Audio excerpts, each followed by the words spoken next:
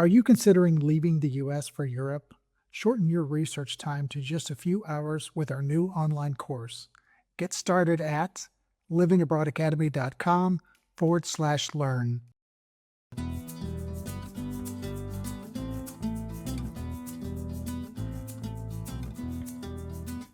Hello, everyone. Welcome to Experts and Expats. Today, we're joined by Sarah Dyson, the founder of Expat in Croatia. Hello, Sarah. Welcome. Hi, Jeffrey. Hi, Michelle. Thank you so Hey, much for Sarah. having me. Sure. Great to have you here. Sarah's got a great story to share. Michelle found Sarah via her website, and we've enjoyed meeting her and learning about her organization. As many of you are aware, so many people have been very interested in Croatia as an expat destination, and it seems, Sarah, that you lived there at just the right time.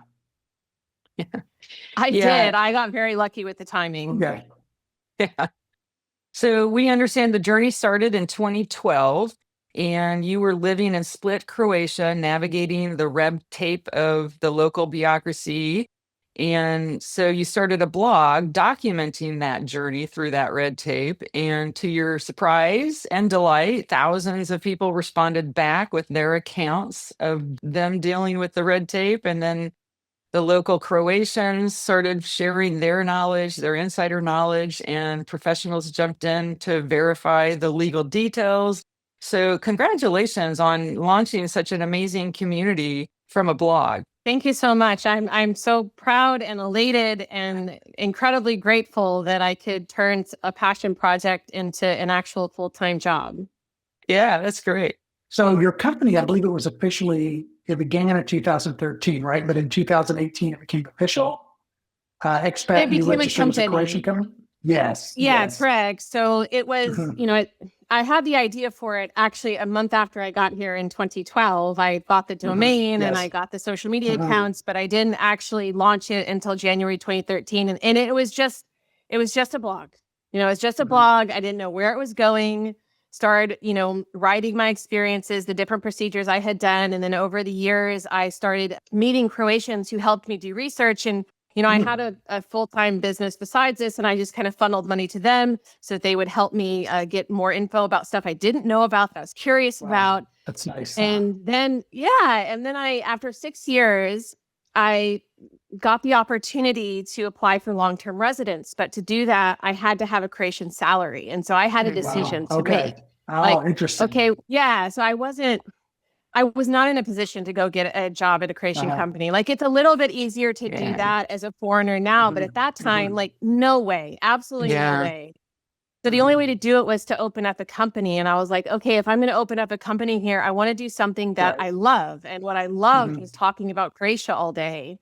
And I sat at a cafe and I wrote down 20 different ways I could monetize it. And I was like, you know what? I'm just going to give this a try and see if it works. And here we are. So that's fantastic. And you started in the cafe, and then now you have researchers and writers and coaches. Sounds like you have a big team, and they've all been through a lot of the different aspects of the process in Croatia. So they have, we have 10 people. That's fantastic. And you're helping people navigate all those challenges, started with a blog, right? Everybody talking about it. Is there anything else you'd like to add? I mean, that was kind of a nutshell, right? But what does Expat in Croatia offer? Yeah, I think that Michelle covered a lot of it. I mean, we are really proud of this kind of very expansive database of free resources that we have on our site that are all government checked, vetted with lawyers, validated by real experiences. And we have more than 500 guides that are all evergreen, updated all the time. Nice. Yes. Something I'm most proud of is we built this network of vetted Croatian professionals because, there's a point where our guidance is going to end and someone really needs a licensed lawyer or a tax advisor. And so we have this network of Croatian professionals that we can send people to who need that. We do coaching, online coaching over Zoom, usually one-on-one, where we really kind of look at someone's specific situation, kind of personally guide them on that. And then we have a couple of new things that have come out in the last couple of months. So we did this, we called it a tour, but we visited 5 cities in Canada and the United States in October and gave free workshops on how to obtain Croatian citizenship and how to live in Croatia. It was focused on the diaspora community because there's about 2 million Croatian diaspora in the United States and about 300,000 in Canada. So we went to those communities, and we're now going to be doing one of these tours every year going forward, because I mean, honestly, you could do it endlessly all around the world. So we're stoked about that. And then in December, we launched our first online program. So it's a self-paced program that you can go through called Is Croatia Right for You? We often found, we often found that, you know, especially Croatian diaspora, but I find that even just people who don't have heritage, predominantly Americans, they want to move over here with their families, but that's such a huge decision. And they're selling houses, they're taking their kids out of school, they're getting rid of belongings, they're importing belongings, maybe they're importing a car. Like that is a huge decision for people to make for their families. And so we thought, okay, well, we do this coaching, but that's really a very small product. What if we created something that really went through every aspect of life in Croatia so people could really understand, yes, Croatia is right for me. No, it isn't right for me. And even if they come to the end of it and they decide, no, it's not. Okay, great. Well, now I'm just out the class for this program. I'm not out the $10,000 or $20,000. It would have taken for me to go over there and the stress and all of that. So that just came out in December, and it's been like 5 years in the making. So I feel like I birthed something. Yes, Cool. that's, well, you know, and that's a really great way to position that and take this class before you spend all that. Yes. all that Yeah. risk. And that's one of the things that we like to do with this Living Abroad Academy is to help people really think beyond the dream that the influencers are always trying to sell. You know, like their experience was really great and they don't want to do anything negative because they're monetizing their channel. So they don't always get all of the sort of specifics of what life is really going to be like in that country with if they've sold their house back home and moved everything over, sort of sight unseen, or you know, no long-term stays, you know, exploratory stays before, you know, kind of moving. Nothing breaks my heart more than when someone feels like Croatia was a mistake. Like everyone who's on our team, who works with our audience, our clients, we always say we're never going to sugarcoat. We're going to be completely honest with you. And in fact, we will take it a step further and tell you what the worst case scenario could possibly be. So that if it happens, you're prepared for it and you know what to expect. So like it's always about serving Croatia and serving your audience first. Monetization is always second or third place, which I probably does us a disservice in some ways, but it doesn't benefit anybody for them not to get the full picture of what life could be like in Croatia. I mean, it has tons of virtues and we love extolling them and screaming them from the mountaintops, but there are challenges and it's not the right fit for everybody.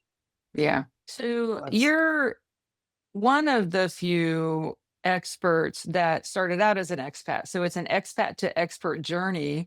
You're originally from Dallas, Texas. And, you know, usually with our expats, we tell us, what is your origin story? What was life before you moved when you were in Dallas, and what drew you to Croatia? What the first couple of years were like after you got there, after you decided, moved, and then life afterwards? Well, I knew since I was a little girl that I wanted to live in Europe. Like my earliest memory, I was in the fourth grade, just obsessed with Greece. Like and every year of my life, I would change country, which one I wanted to live in. But I just felt like this is where I was supposed to be, always did.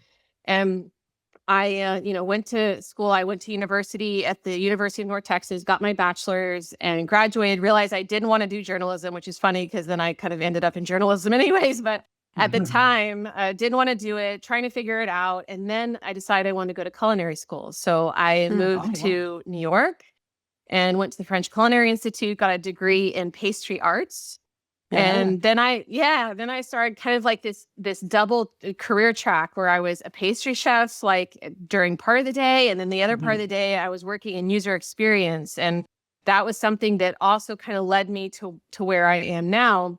And then I finally realized in 2008, I was 25. I was finally ready to move to Europe.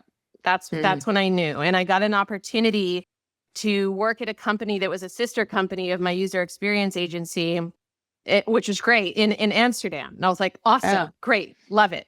But a month before I was supposed to move, the two companies like broke apart and I Oh, lost the no. job. Oh. Yeah. And I'd already given up my job, my apartment, like all my Oh, belongings. geez. And I was like, you know what? I'm doing it. I don't care. I'm going to figure it out. And so I went and I managed to get a job somehow. I mean, I just knocked on doors until someone would talk to me. But I only got to live there a year just because I had no right to be there after that. And so I came back to the States. I went to Orange County, California. I lived there for 3 years. And then I was like, okay, it's time to try again. You know, so I moved to Orlando for 6 months as like kind of a stopgap in between. And I really wanted to go back to Amsterdam. I loved living there. I really, really did. But it was so expensive. I couldn't get anyone to sponsor me. And in 2011, I learned that Croatia was a country. Yeah. I didn't know. Right. I didn't know. But I was researching this trip to Italy. I'd never been. I wanted to go and eat. And when I was doing that, I came across this blog post that this American couple had written. And they had also said that they were considering going back to Italy. They'd been there before, but at the last minute, they decided to go to Croatia instead. And they were so happy that they did because Croatia ended up being more beautiful, less expensive at the time. The food was better. The people were warmer and kinder. And I was like, what is this paradise I don't know about? And so I started looking at Croatia. And in the end, I didn't go to Italy. I went to Croatia instead. And so because of that trip, I was like, okay, I want to get back to Europe. How can I do this like with the path of least resistance? And even though I didn't know anything about Croatia, and honestly, at that time, there was nothing to know, I figured I'd give it a try and I'd start freelancing just to kind of pay the bills and see if it worked out. And if it didn't, then I was like, okay, it'll just be a long vacation. I will come back to America and I'll start over. But if it does work out, how amazing would that be? And now I've been here 14 years. So Wow. I'm incredibly grateful. I jumped through all the hoops of fire that they asked me to do. But, you know, the first couple of years were, I mean, challenging in certain ways, but in other ways, just, I mean, absolutely incredible. And it's hard for me to even reconcile the Croatia of 2012, 2013 with the Croatia of today, because it's just such a kind of a different experience. There were no expat groups, nothing like that. So it was really kind of hard to make friends. And even when you found someone, you're like, hold on to me. Like we all needed a support system. So it was, you know, now you can go into it is, you know, we always have to have one, but now you can go into an expat group and say, hey, I'm Sarah. I would love to have a coffee. Like, does anyone want to meet me? And within 10 minutes, you'll have 5 invitations, but it wasn't like that then.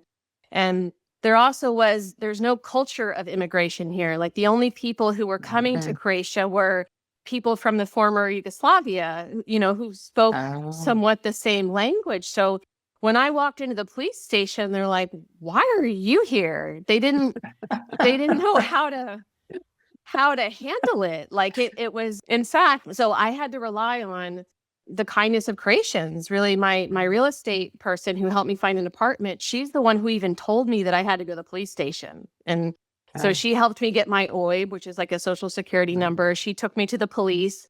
And then the woman behind the counter screamed at her because I didn't speak Croatian. I was like, oh no, I've been here 6 days. You're going to have to give me some more time, you know?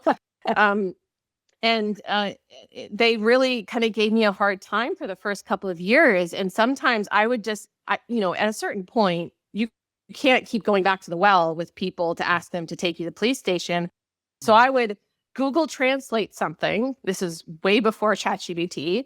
And I would put it in the simplest language possible, print it out in giant font, like 72 pixels on a piece of paper, and just put it up on the plexiglass and just hope that they had no follow-up questions. Like that was the reality of what I had to go through. And they didn't even have any digitalization. Like whenever I'd go up there to do something, they didn't have files. They had a giant ledger. So they would open up this ledger and go from page to page until they found the page with your face on it. Yeah. So it's just, it was night and day, but it was because of those experiences. I was like, the government was not prepared. Like all their sites were in Croatian and it wasn't geared towards people immigrating at all. So there was no information out there to be found. Even the tourist board sites were still in Croatian. you know, and this is tourism. Wow. Yeah. That is really something. So yeah, so that's what inspired me to start Expat Croatia, because I was like, look, if this just helps one person who comes after me, then I've done my job, you know? Right. Yeah, you were Right. definitely a pioneer for sure. It feels that way, which is a little strange, but yeah, in a way, yes. So most of our audience is really curious about healthcare and housing. Do you want to talk a little bit about that for the expat experience? Sure, absolutely. You know, I mentioned that we do coaching, and so I'm often asked about healthcare. And, you know, my answer is going to be different depending on who it is that I'm talking to, because it really depends on where the person is coming from. Like, if they're coming from another European country, it's like it's going to be a very similar system to what they're used to. If they're coming from Canada or the UK, like, there's no cost that they have to healthcare. But if they're American, it's a whole different kettle of fish, you know? Yeah. So, and that's my favorite. I love talking about healthcare with Americans because it is such a stark contrast, you know, and Yeah, I am sure. an American. I am familiar with the healthcare system for sure. So Croatia has both a public and a private system, and the public system is heavily subsidized. So the public system is required for nearly all residents. There's very rare instances where it's not required. So it's not even worth mentioning the exceptions. Let's just say that it's mandatory for everybody. And if you're working for a Croatian employer, your Croatian employer pays for it. It's not something that's deducted from your check like it is in the United States. Like, Right. employees don't even know how much their healthcare costs, quite frankly. Mm. They get their salary Yeah. and it's a flat amount, and that's all they know. Right. So if you are unemployed, or let's say you work remotely, you have foreign income, you're not employed actually in Croatia, then you have to pay for it out of pocket. There are 70 different categories on how they charge for health insurance, but the two most common that people are going to encounter is the unemployed rate and the one for people with foreign income. So if you are paying out of pocket as an unemployed person, then you're pay right now, it changes every year, but now it's about 115 euros per month that you pay for that standard health insurance. It goes up every year negligibly by a couple of euros because it's calculated based on the average net salary from the previous year. And then if you have foreign income, which this most often applies to people who are retired because they get profiled at the healthcare office. They assume that they have some kind of pension or social security. Then they have to pay 60.5% of their monthly net income, but up to a certain ceiling. And that ceiling also kind of increases, and there's brackets. So in that case, the highest that you might pay currently is about 250 euros per month. Wow. Now, this covers, I mean, nearly everything. Let's say if we had to put a percentage on it, like 95% of your costs are covered by this basic state healthcare. Now, to sign up for the healthcare for the very first time, you do have to pay 1 year of premiums as like an investment in the system. They call it back pay, but really it's an Interesting. investment in the system. Yeah, because it is a very heavily subsidized system. And the moment that you register, you're covered. There's no waiting Wow. period, you know? So Wow. if something happens to you the next day, you're immediately covered. And the system just can't handle such a large influx of people buying into coming into the system who haven't contributed anything to the system. So that's why they do it. I mean, it can scare people a little bit, but once you do it the first time, you don't have to do it again.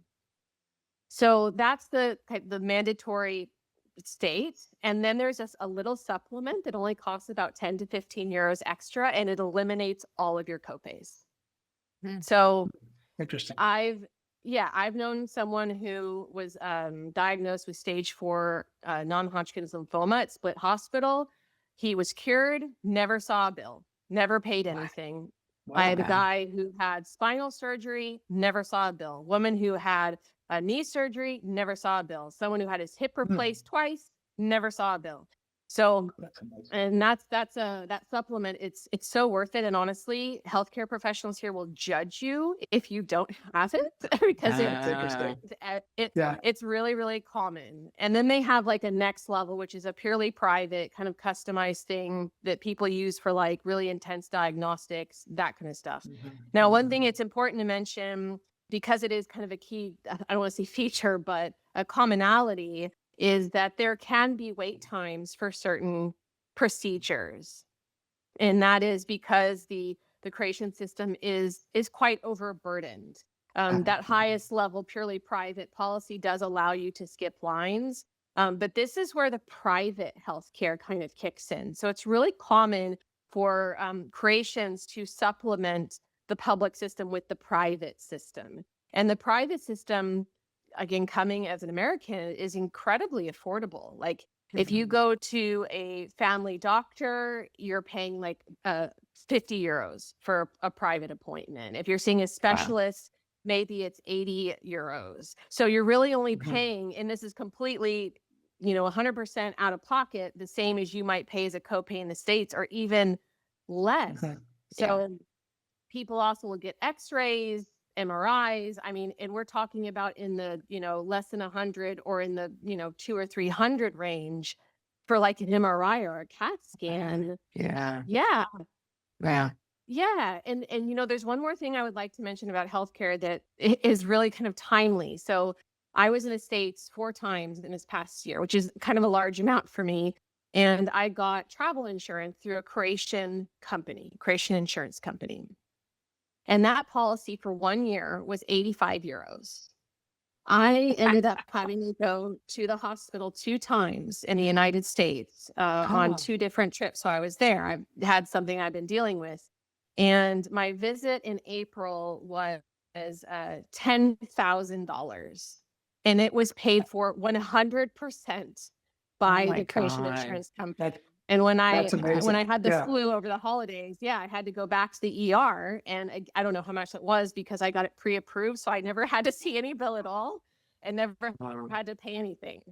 That's fantastic. It's That's very expensive to amazing. get back from Spain. Yeah, I think it was, we were looking at 2 months away, and it was like $1,500 for just 2 months. So that's fantastic. Wow. Yeah, that was my first time. I'd gotten travel insurance for a short period, but I didn't actually use it. So this past year is the first time that I used it, and I saw like, oh my gosh, like I feel like I'm stealing. Yeah. Wow. Yeah. That's Well, great. that's great. That's a great story about healthcare. And I don't, it sounds like it's fairly common with the European countries. The healthcare is just amazingly so much cheaper. It's shocking to Americans. What about housing? Housing's a challenge across the world right now. What is it like for in sure. Croatia? I know there's different regions. Obviously, it's going to be cheaper in like the less popular cities, but tell us about that experience for expats.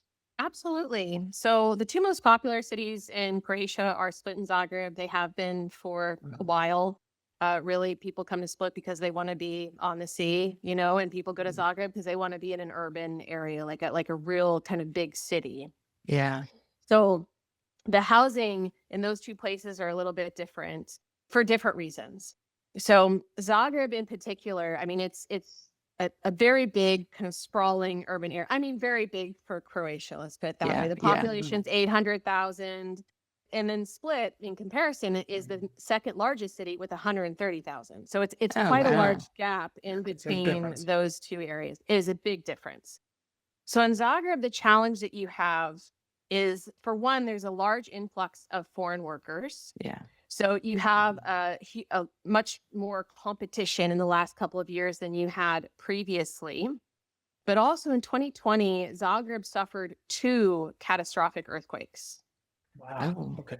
Yes. Wow. The first one that happened in April 2020, like in the height of the Oh. pandemic, like Oh it my was by far gosh. the worst one. The second one was in December of that year, and the epicenter was actually further south, but still Zagreb was already impacted. Right. So the only properties that are earthquake proof are the ones that have been, built since maybe the 50s. Mm. but Zagreb has some buildings that are, historic. several hundred years old, So there's a few things. Some of them are not inhabitable because they haven't been fixed yet. And then as far as the ones that weren't really affected, there's still kind of this fear of like, okay, but if this happens again, what situation am I going to be in there? So that means that people are kind of going towards the newer parts of Zagreb, which is creating a different kind of competition. Then when you're looking at the coast, as long as I've lived in Split, I mean, we've really kind of always had a housing shortage here. And that's because, the bulk of the uninhabited apartments are being used for vacation rentals. Because this is a tourist city. Yeah. That's our main business here. So it's always been difficult to find long-term housing where you can actually be there year round. So even with the tourist rentals, you'll find that they will rent to you from October to April, and then they'll kick you out so that they can rent during the summer.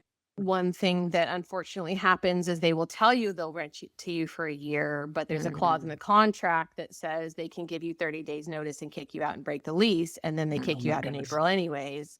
So that is an issue. And another issue that we've had is that, so Croatia implemented the digital nomad permit in 2021. And then we had the invasion of Ukraine. And so we had a lot of more well-off Ukrainians who came to Croatia. A lot of them came to the Split area. And between those two, they were coming in and kind of bidding for apartments. In a lot of cases with the digital nomads, they weren't really doing any research about what was a reasonable rent. And so the locals here who are just trying to survive, they would put some inflated rent.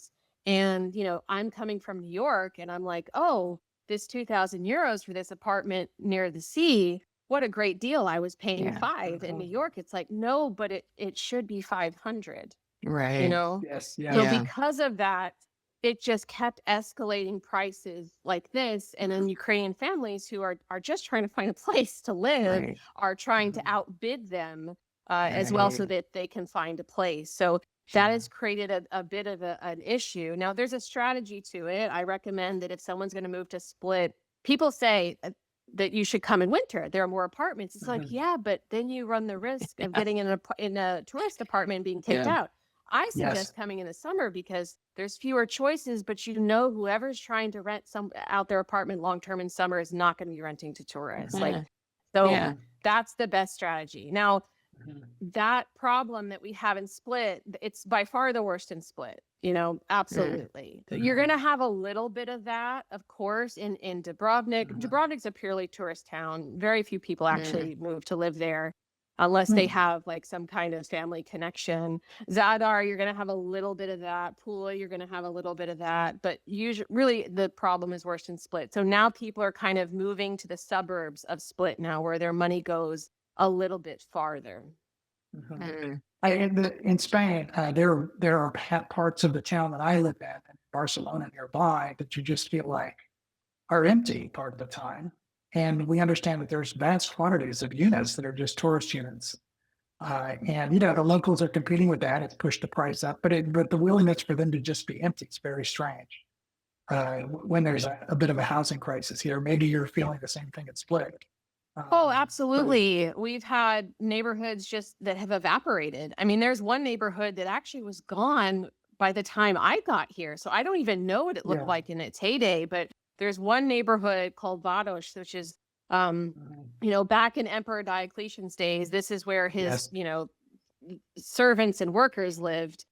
It is a beautiful white stone, very historic neighborhood with homes that are hundreds and hundreds of years old. And now it's just empty. It's very empty. It used to be a place where locals lived. There was lots of life. And now in winter, it's just dead. And during summer, it's overrun with tourists, a lot of whom behave badly. And so the very few locals who are living in that neighborhood are being woken up at 4:00 in the morning by drunks, essentially. Well, I was in Zadar and Zagreb this summer. And it was really interesting. And I would say those sort of environmental concerns like earthquakes are something that people don't generally think about. So that's a really good part of the research, I think. But we stayed at an Airbnb in Zadar that was felt like a communist compound. So what is kind of like the quality of the housing in some of these places? Also, is there like new construction or renovated and reinforced, maybe older construction? Is that on the radar for Croatia at all? Yeah, absolutely. Oh my God, there's so much new construction. It's Ah. unbelievable. Of course, it's going to depend on the city, but really, Croatia is expanding so quickly. I think that you're going to see the most new construction in Split, probably even in Zagreb as well. Zadar has some. I haven't been to Pula in a little while, but I'm guessing as well. But yes, there's tons and tons of new construction. I think it's important if you're going with new construction, you really need to make sure it's a legal apartment. I was in a new construction. Oh, My second yeah. apartment here was a bit on the fence with legality. Oh, So wow. if it's not a legal apartment, who's to say that it's actually they're following like earthquake proof protocol? Now, Yeah. I am partial to, I guess, the communist buildings because Yeah. from the 50s to the 70s, that is when the sturdiest construction was made. Like the neighborhood I have lived in for the last 10 years, I've lived in two different apartments. I own now, but I rented for about 7 years prior. They were built in the late 60s. And under Yugoslavia, they did a lot of kind of master planned communities. Yeah. So the way they did it is they really built these communities, I mean, with community in mind. Like they have all these kind of community spaces. They're usually built around a market with cafes. There's usually a school at its heart because they wanted kids to be able to walk home safely without having Oh, to cross nice. a major street. So Yeah. they really feel, very contained. So my community, it's maybe at most like 2 New York City blocks at most. But I don't have to leave my neighborhood unless I want to buy a major appliance. Like there That's is nice. a bank, there's multiple supermarkets, there's tons of butchers, a farmer's market, a fish market, a post office, like a kind of everything store, a health food store, like everything I could possibly need is within a 30-second walk. So I think Oh, that that's coming fantastic. from America, Yeah. we kind of look at Mhm. these, block buildings and be like, oh, it's not very attractive. But the reality is they're all individually owned. And so they kind of look like a patchwork. You can kind of tell the differences from the outside, but inside, a lot of times over time, more and more of them are fully renovated. And, I've experienced, and we have earthquakes down here in Split too, but they're very minor, in comparison. And I'll just be sitting here and it'll happen and it's just a mild rumble like these buildings are built like tanks and like some of them have bomb shelters that were Wow. used during the war, actually. Right.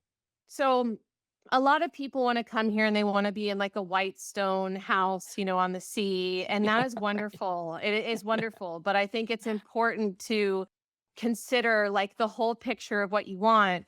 And the last thing I'll say about that is, so when I first came, I was like, I want to be on the sea. Like I grew up in Dallas. I was 6 hours away from the Gulf, which the Gulf is not nice. It is No, lined with yeah. oil refineries. Like I would like to look Yes. out at the blue Adriatic Sea. And so I found this apartment where I walked in and it had like a 230-degree view of the sea. And I was like, this is Wow. incredible. And then the second place I moved down the street also had like a very nice view of the sea. And a Croatian friend of mine, he grew up in the neighborhood I'm in now. He's like, Sarah, I'm telling you, I know the sea's nice, but you want to move to this neighborhood. And when I was in a position where I needed to move again and an apartment came up in this neighborhood, I gave it a try. And honestly, like that's why I bought here because I'm comfortable walking 15 minutes to the sea, but having everything that I have here because there's no community in those seaside neighborhoods, so Right. people should really, it's important that you come here and you really look around and stay in some vacation rentals to see not just what place is right for you, but like which neighborhood is right for you, which Yeah. city is right for you. I was always confused by people who say they want to purchase an apartment before they even got here. I'm like, but how do you know where it is you want to be? You know, what are your Exactly. values? What's important to you? What do you want your Mhm. daily life to look like? Because when I was on the sea, I had to walk 20 minutes uphill to go to a supermarket. Yeah. And now I can walk 15 seconds to a supermarket. That's Yeah. the other thing about the difference, the market difference between that and say Dallas, where anywhere in Texas, you absolutely survive with a car. You cannot do anything without a car Oh, yeah. there. It was built for cars. That state was built for cars, right? Absolutely. I mean, I just spent 3 weeks in Dallas over the holidays. Like, you are in Yeah. traffic anywhere, you're in a parking lot Yeah. anywhere. I Yeah. didn't have a car for the first 10 years that I lived here.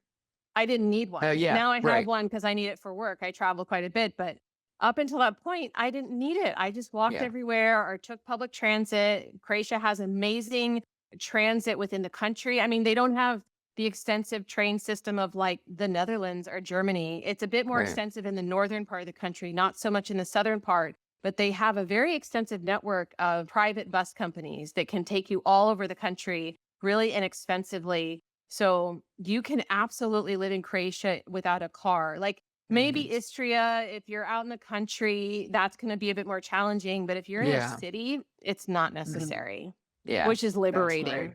Can I ask the $1 million question? Maybe not $1 million, but how much is rent? Like in just a average apartment in Split to maybe an average apartment in Zagreb? It's really going to depend on whether or not you're in the city center versus like Mhm. kind of the outskirts of the city. So right now you're kind of looking at, about 700 to 800 euros in Okay. city centers, and it's going to be a bit less on the outskirts. But there's also one other factor that you have to take into consideration. If you're new, you're going to be foreigner taxed. That's just the reality of Mhm. it. Yeah. Yeah. It's not to say that you shouldn't try and negotiate down. You should, if something seems too high, then you should question it. And we do have a guide on our site that has the prices for city center, outskirts for all 6 of the major cities so that people understand what the baseline should be. Because if it's Right. too high, you should argue on that front. Right.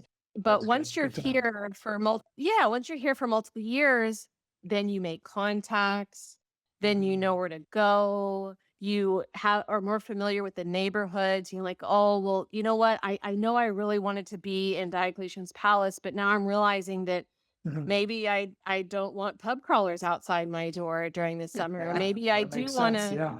where I live, I'm about a 5-minute bus ride from the city center, about a 20-ish minute walk to the city center. There really aren't Airbnbs in my neighborhood.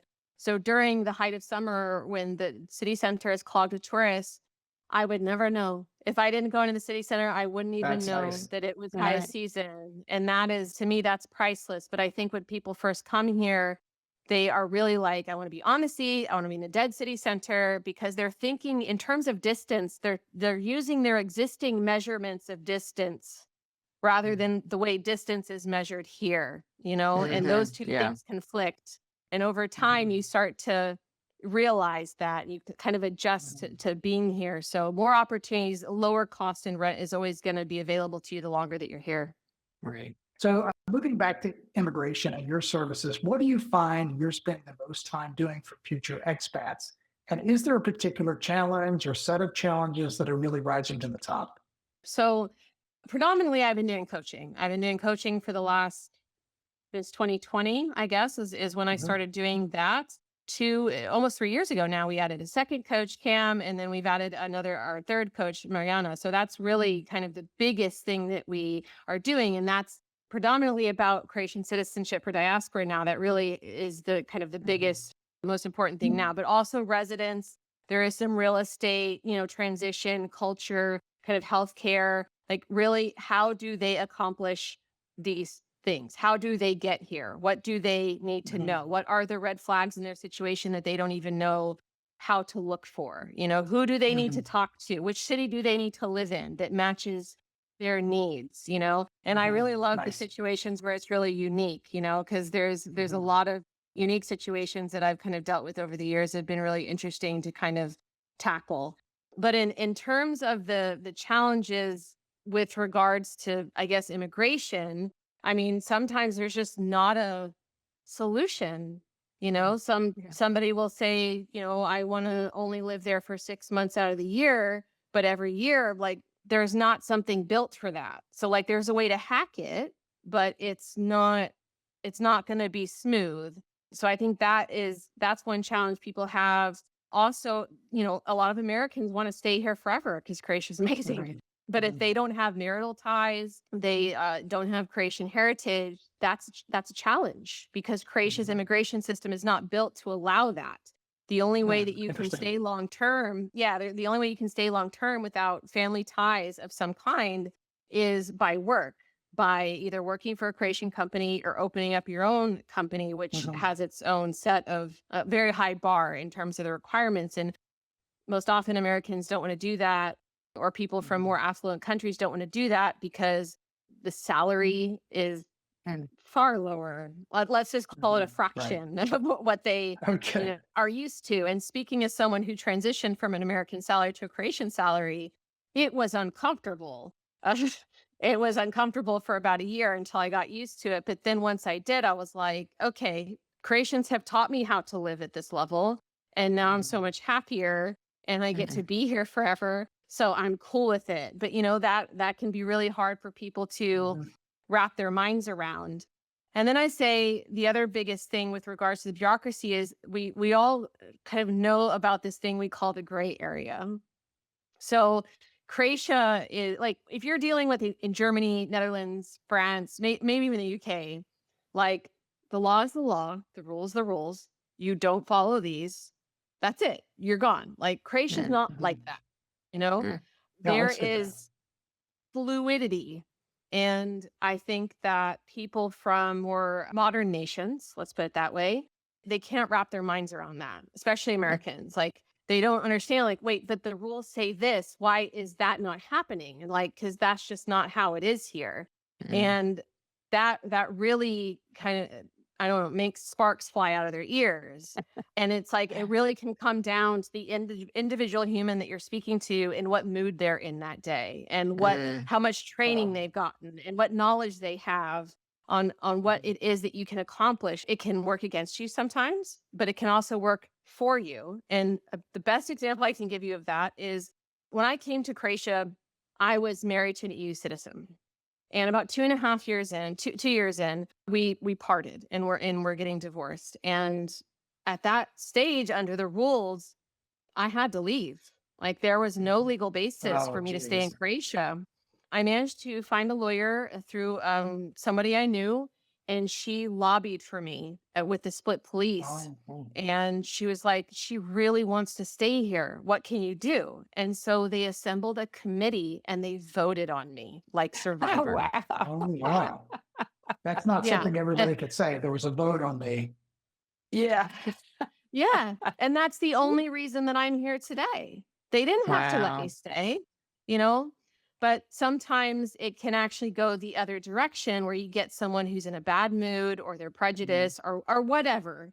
And then, you know, they can become this gatekeeper, even though you're following all the rules. So that can be frustrating, but I always try and remind people that, yes, but it can also work for you because sometimes that means that those individuals will be your advocate and they will move mountains for you. Yeah, that's great. So outside of immigration, what are some common challenges that your clients face? I'm thinking in terms of language or any of those or day-to-day settling and things. And I will say that when I was there for maybe a week and I never had an issue. Like I've been all over the world and I never really have an issue with language, but there is a lot of English spoken at least in the two places I was unsure in Split and Dubrovnik also. Yeah, language can be a struggle. It's really different depending on how someone kind of approaches it. I'd say if you're coming here as a tourist, you're not going to have a problem. Tourism is Croatia's main gig. Yeah. So if you're in a tourist center, like everyone's speaking English. I mean, in fact, if you walk into a supermarket in the city center of Split during summer, even if you don't say a word, they will just default to English because they just assume you're a Oh. foreigner. So Yeah. yeah, so you won't have a problem there. But if you intend to live here, Mhm. could you get by without knowing anything? Yes, but you would be very uncomfortable and you would not be making the most of your Mm. experience, and you'll probably end up leaving. That is how I feel in most cases. I mean, I do have, know some people who've been here for 20 years and they're in their 70s and they're like, Sarah, I've had it. Like I just can't do it anymore. But the bar is really low. Croatians don't expect anyone to learn their language. So when you make like just a little bit of effort, even if your pronunciation isn't perfect, like they are going to be so appreciative of that. And they are going to Mhm. open up their world to you, because the best part of Croatia, what makes Croatia truly special, is the Croatian people, like, period. Like, yeah, it is a beautiful place, absolutely. But Mhm. it's the Croatian people, their culture, that makes Croatia the place that people come to and never want to Mm. leave. Okay. But the That's way to get interesting. access to that, yeah, it is so true.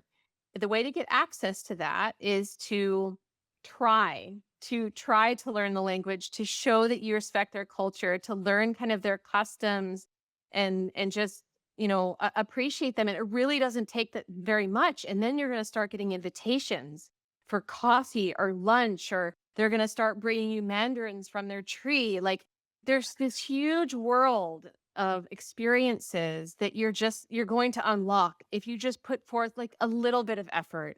Now, the longer that you're here, the more you should learn. I'm not saying everyone should be fluent. I'm not fluent. I've been here 14 years. I am trying my hardest, but it is a difficult language. So you don't have to be fluent, but you should make an effort. And the longer you're here, the more you should know. Now, Great in terms advice. of kind of, thank you. And I say some of the other kind of challenges is like there can be some culture clashes for sure. Croatia's very analog, and it Mm. thrives on human interaction, social interaction. So one of the challenges I had was, so here they all social interaction revolves around the long coffee. Okay, they have Oh, this wow. phrase, I like idemo na that. kavu. Yeah. Yeah. And this idemo na kavu means let's go on a coffee. Okay. And you don't even have to be drinking coffee. You could be having a soda or a beer, but you are referring to Uh-huh. it as you're going on a coffee, like it's an event. It is not unusual for regular, the average Croatian to go on 5 coffees in a week with different people. You can have coffees with friends or family members or neighbors or your mechanic or, your postman. Like, you just, or your colleagues, like there's no boundaries, that is how you kind of spend your time. That's how you socialize. That's how you relax. That's how you, figure out if this is a person you actually want to have in your life. But also you have it for business, like all business meetings Oh, happen that's over good. coffee. They're Mm. not in an office. And that was a hard thing for me to accept, because when I came here and I was developing my web development business, I had you as clients, but I wanted to have a client base here as well so I could diversify. And they wanted to go on a coffee for 3 hours and talk about it. And I'm like, this is a 15-minute email. Like, why am I Yes, gonna, it gets expensive. showering and Yes. putting on clothes and going into town and sitting there for 3 hours? Like, I could not wrap my mind around it.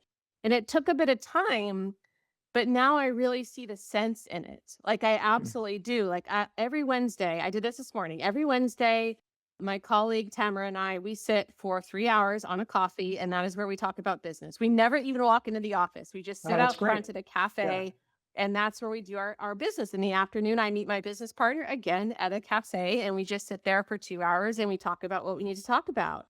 But they really like phones are for setting up coffees.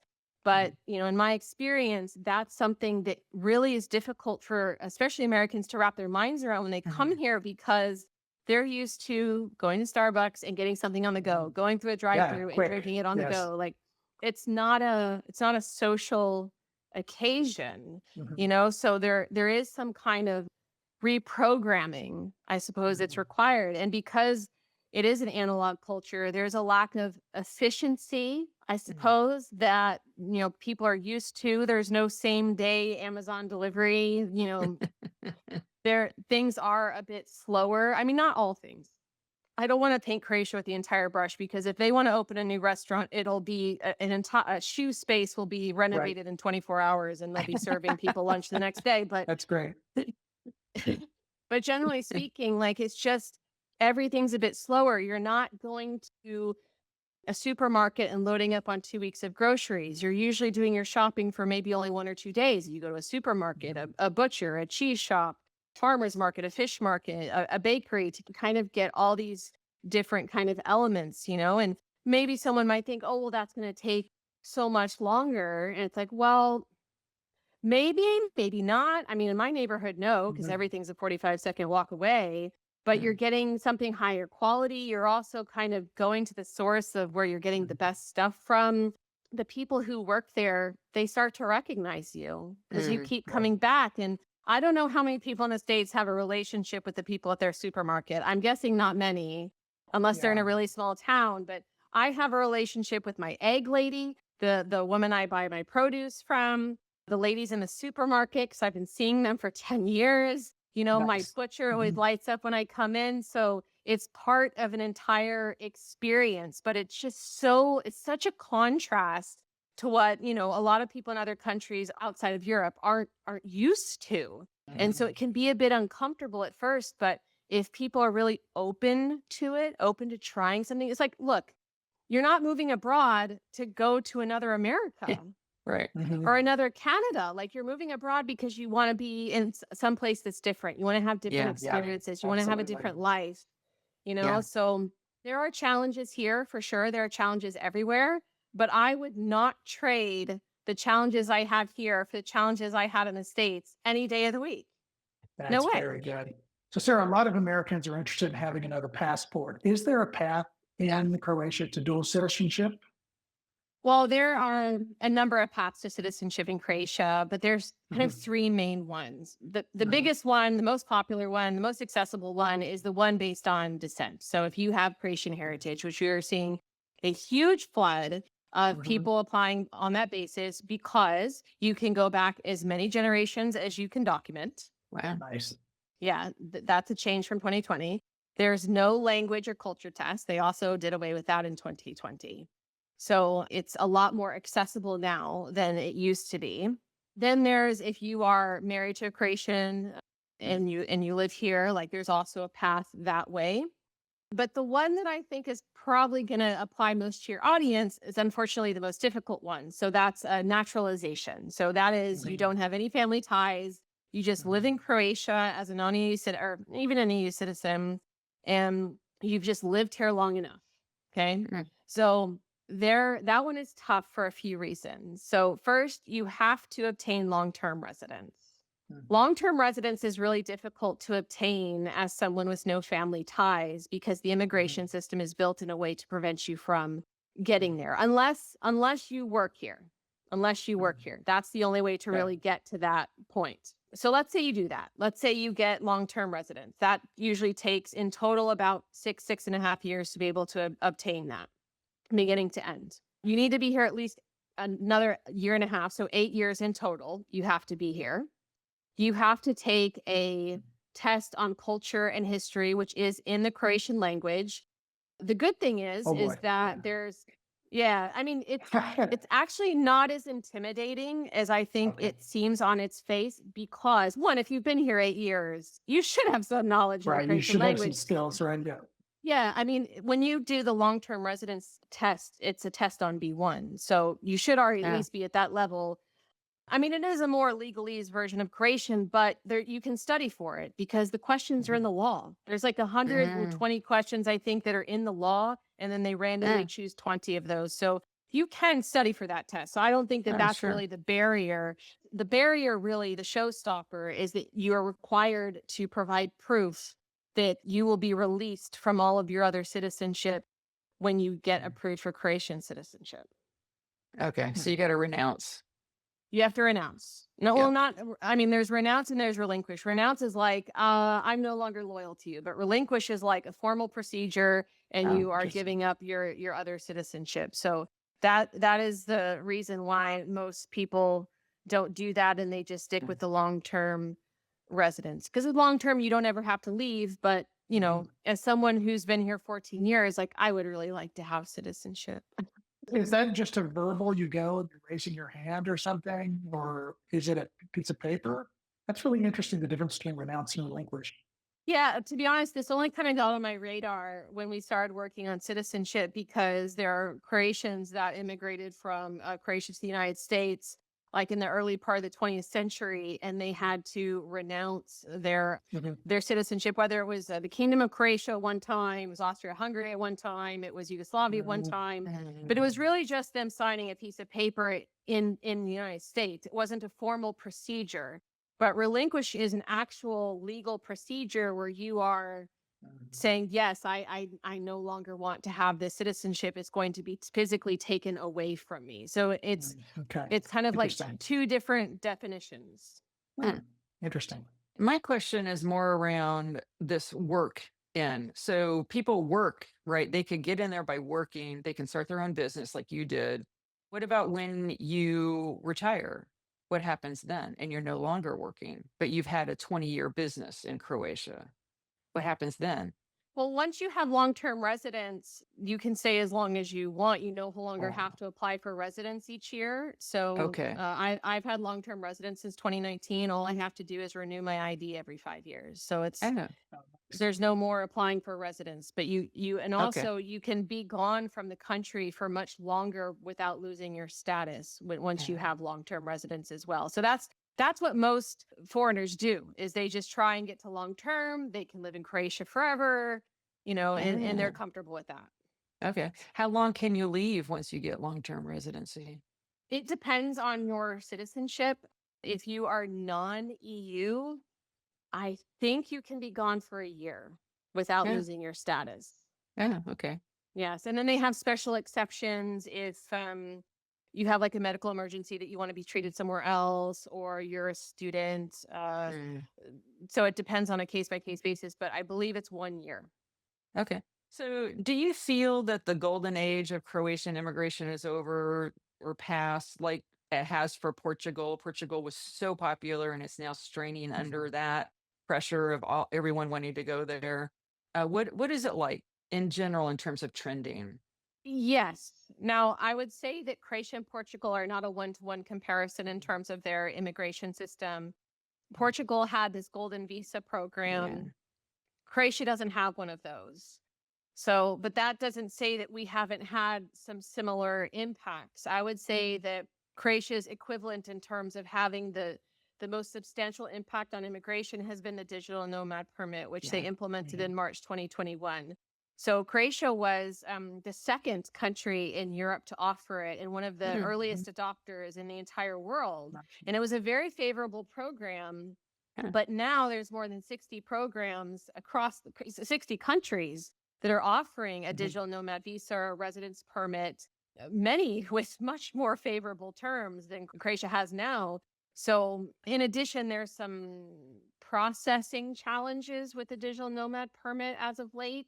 So it's just not a favorable program anymore. Like really in 2021, 2022, even 2023, a little bit, although it was already starting to be in decline, Croatia was like so incredibly mega popular. We didn't have the challenges with COVID that a lot of other countries did. And in fact, there are a lot of people who got stuck here in 2020. And then because they were tourists here at the time when the borders got shut, and they were like, you know what, this place is actually kind of nice. Let's just live here, you know? And also, even when the borders got reopened, Croatia was one of the few European countries that was letting people in. So that with a combination of the digital nomad permit, I mean, we just saw a big boom. But now there are just too many other choices. One comparison I can make to what Portugal has experienced, although it's not as serious, is we have seen an impact in our real estate market. Real estate prices, we talked about rentals, but in terms of purchasing, the prices of property here have, oh my God, the inflation, especially in the Split area. I mean, it's happened all over Croatia, but really Split has seen the highest jumps. I mean, some were as high as 10,000 euros per square meter. I'm like, Wow. give me a break, you know? Wow. Makes sense. Yeah. And that's been predominantly because of foreigners coming in and buying the Yeah. property. They have much more purchasing power than the average Croatian does. Also, European citizens as well, coming from other parts of Europe who also have more purchasing power than Croatians do. Now, I just saw an article last week that it seems like the bubble has finally burst. Yeah. Now, I had read, maybe you're more familiar with this than I, but I've been reading about Portugal's challenges because it does have a similar immigration system to Croatia. And often when Croatia is not a good fit for somebody, I always send them over to Portugal, quite frankly. But Interesting. because Yeah. of because of the golden visa problems they've had there, you know, I've seen that now they have tent cities outside of Lisbon because the locals, even though they're employed, they can't afford the real estate. Now we don't have that problem here, and I'm Right. incredibly glad that they don't have that problem here. I don't see Croatia ever creating a retirement permit or golden visa for that reason. Now they did implement something back in March that will allow retirees to stay here. It's not a path to citizenship. It's not a path to long-term residence, but they can get a permit year after year without leaving, which is a brand new thing. Oh, But I would be very surprised to see them do anything beyond that because they really want to preserve Croatia for Croatians. Right. wow. That's important. Well, this has been really a delight, thanks. Sarah. Yes. Thank you. We've learned Thank you. so much about Croatia. Yeah. Thanks Thank for you. sharing This your is deep such a knowledge. pleasure. Of course. thank you. Yeah.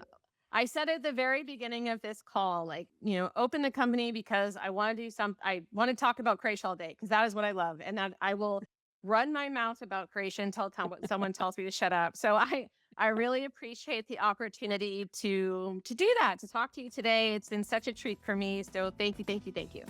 Yeah, thank you. And thanks for Thank joining you. us with on the Experts and Expats. Yes. Yeah. Thank you, Sarah. Take care. Thank you so much.